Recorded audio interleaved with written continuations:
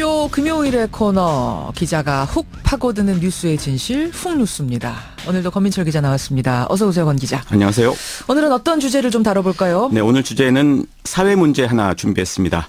일단 3명의 범죄인 목소리 듣고 시작하겠습니다. 예. 시신을 그렇게 반토막을 내서 유기를 한 이유가 뭔가요? 혼자 이제 들기가 너무 무거워서 이제 절단을. 저도 모르게 욱하는 느낌이 쏴봤습니다. 다툼 끝에 그렇게 하신 건가요? 시신 훼손해서 버리신 이유가 뭡니까? 잘 모르겠습니다. 제 정신이 아닌 것 같아요. 아유, 이게 뭐 끔찍한 사건의 범인들 목소리를 모아놓은 거네요. 맨 처음은 최근 대부도 사건의 조성호고요. 두 번째는 1년 전 아내를 죽인 김하일. 끝에는 이제 재작년에 수원 팔달산 토막 사건의 주인공이죠. 박준풍의 음성입니다. 이 공통점은요.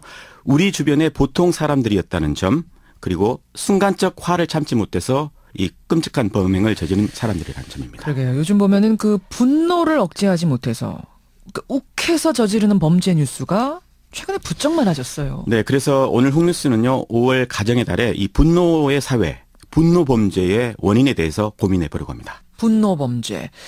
하지만 지금 많다고는 하는데 뉴스에서는 막상 그렇게 부각되진 않았어요. 네, 뉴스에 안 나온다고 이 사건이 없거나 잊혔거나 이러진 않습니다. 가령요, 몇 해 전에 경남의 한 편의점 알바생이 술주정했던 손님을 나중에 길을 가다가 발견해서 이 보도블록으로 때려 숨지게 한 사건도 사실 있었지만 보도는 안 됐습니다. 당시 사건 프로파일러 조혜란 경사 이야기 들어보죠. 아르바이트 할 때 손님으로 왔던 사람이 이제 술에 취해가지고 가게에서 뭐 오줌을 논다든지 뭐 돈을 안 줬던 사람이었는데 몇 달 뒤에 이제 길을 가다가 그 사람이랑 우연히 마주친 거예요. 갑자기 분노나 뭐 이런 게 일어가지고 보도블록 있던 돌덩이로 이 사람을 막 때려서 살해한 사건이 있었거든요. 갑자기 분노가 치밀어서 살해했다 이겁니까? 네. 이런 사건은 뭐 또 있는데요. 재작년 서울 화곡동에서도 비슷한 사건이 있었습니다. 어떤 건가요? 20대 남성이 출근 중이던 여성 심리상담사를 납치를 해서 강원도 야산으로 데려가 살해하려다가 미수에 그친 사건입니다. 자신에게 무관심했다. 뭐 이런 이유였다는데요. 프로파일러 이주연 경사 이야기입니다. 예. 저 사람이 나를 미워하기 때문에 나도 쟤를 미워하는 거야. 뭐 이렇게 얘기하는 그런 기제라고 설명을 저희는 하는데 차에 타려고 할 때 이제 쇠파이프로 머리랑 어깨를 가격을 해요. 한 번 정도 때렸는데도 기절을 안 하니까 이제 여러 번 때리게 되는 거죠. 꼭 분노 충동이라고 해서 꼭 우발적으로 확 일어나는 게 아니라 그 분노라든지 그런 게 쌓여 있다가 하면 안 되는 걸 알면서도 이제 충동적으로 참지 못하고 한다라는 의미에서. 하면 안 되는 걸 알면서도 충동을 참지 못한다. 네, 조절이 안 돼서. 아니, 이 범인들 그러면 자신은 물론이고 자신의 가족들, 또 피해자 가족들, 이 주변 사람들 인생까지 망치는 거 아닙니까? 물론입니다. 재작년 대구에서 발생한 사건 혹시 기억하실지 모르겠는데요. 여자친구 부모가 헤어지라고 하는데 격분해서 집에 찾아가 여자친구 부모 두 사람을 무참히 살해한 대학생이 있었습니다. 예, 기억납니다. 그 대학생 결국에 대법원에서요. 사형 선고 확정받았습니다. 그렇군요. 결국 순간적인 분노 표출로 사형까지 받게 된 건데 참 우리 사회의 분노가 얼마나 팽배했는지 통계가 잡힌 게 있나요? 짐작해 볼 수 있는 게 바로 우발적인 범죄율입니다. 우발적 범죄율이요? 네. 이게 2011년 29.7%에서 재작년에 33.4%로 해마다 늘어나고 있습니다. 이유가 뭔지 정확히 짚는 게 중요할 텐데요. 물론입니다. 원인을 알아야 조금이라도 예방할 수 있을 테니까요. 편의상 개별적인 원인과 사회적 원인으로 나눠서 한번 설명을 드려보겠습니다. 개별적인 원인이 뭡니까? 그러니까 개개인이 가지고 있는 인격장애 같은 겁니다. 대표적으로요. 반사회적 인격장애라는 게 있습니다. 타인의 인격을 대수롭지 않게 여기면서 공격 성향을 보이는 거죠. 뭐 사이코패스, 소시오패스 이런 거요. 그렇죠. 이 사회 규범을 따르지 않는 거죠. 이거 말고도 자기애성 인격장애라는 게 있는데요. 나를 사랑하는 나는 대단한 사람이다. 이런 착각에서 오는 겁니다. 여기서 인제대 의대 정신건강의학교실 박영민 교수의 설명 들어보겠습니다.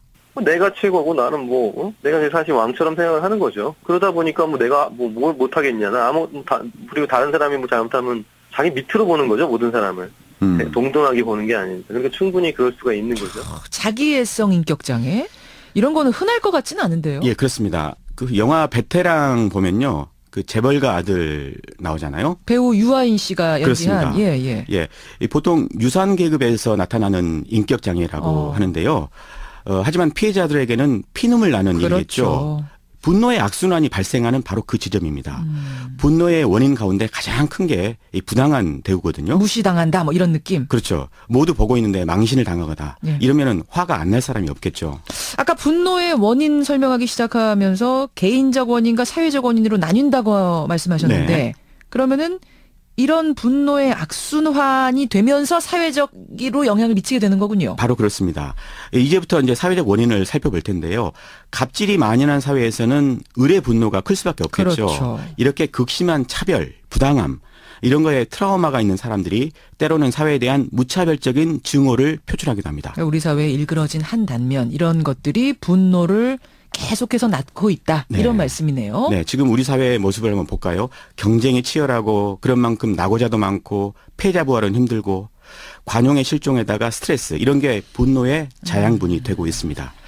부경대 신방과 오창호 교수의 설명입니다. 예.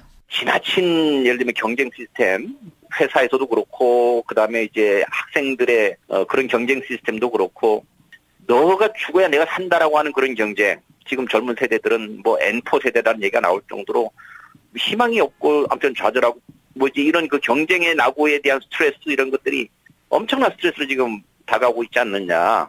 그런 것들이 아무튼 폭력적인 형태로 나타나게 되는 게 아닌가.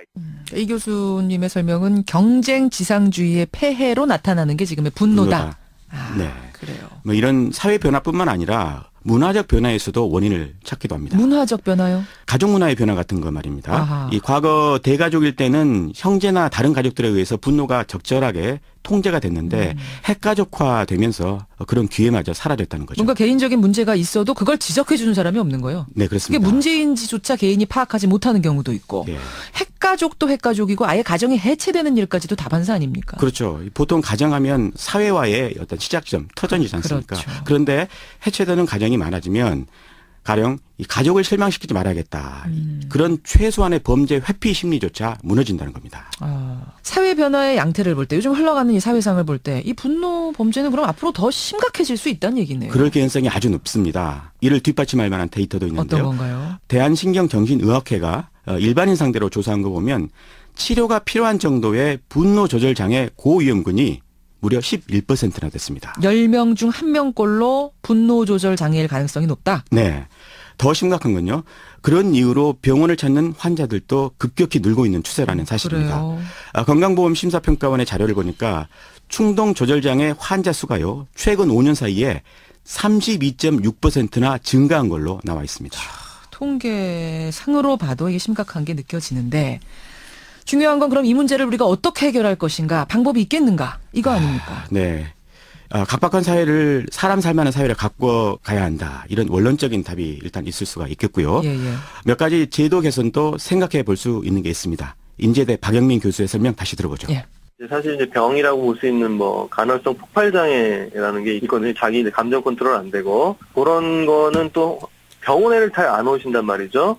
그래서 이제 그거를 이제 사회적이란 제도를 만들어야 될 것 같은데 예를 들면 이제 뭐 보복운전을 예를 든다 그러면은 치료 명령을 하는 게 있어요. 외국에는 뭐 알코올 환자들도 그렇고. 그다음에 뭐 정신과가 여러 가지 문턱이 높거든요. 그러니까 이제 그런 게 이제 사실은 계속 진행되면 그게 막 분노가 조절이 안 되는 거죠. 뭐 잠 못 자고 우울하고 화나고 이제 이런 게 계속 연결이 되는 거기 때문에. 여기 정리하자면 정신과 의사의 도움을 받아서라도 분노 조절을 좀 시켜보자, 관리해보자 이런 거네요. 예, 현실적으로 뭐 그런 제안을 하고 있는데요. 그리고 사회나 국가 차원에서도 적극적으로 대책을 내놓아야 할 것 같습니다. 그렇죠. 선진국에서는요 이미 분노, 증오 범죄를 별도로 분류해서 대응을 하고 있습니다. 또 분쟁 조정을 더 활성화하는 제도 도입도 고려해 볼 만한 것 같고요. 오늘 우리가 분노 사회, 분노 범죄에 대한 얘기를 해봤는데 우리 사회가 참 배고픈, 헝그리 사회에서 배 아픈 앵그리 사회로 바뀌었다 이런 얘기들 하지 않습니까? 분노는 내 자신은 물론 타인의 생명까지 위협하기 때문에 다시 말해서 우리 모두를 죽이는 것이기 때문에 심각한 사회병리라는 거 인식을 해야겠고요. 이걸 어떻게 치유할지 정말 고민이 필요한 시점이다. 이런 말씀 드리고 싶네요. 권민철 기자 수고하셨습니다. 고맙습니다. 훅뉴스였습니다.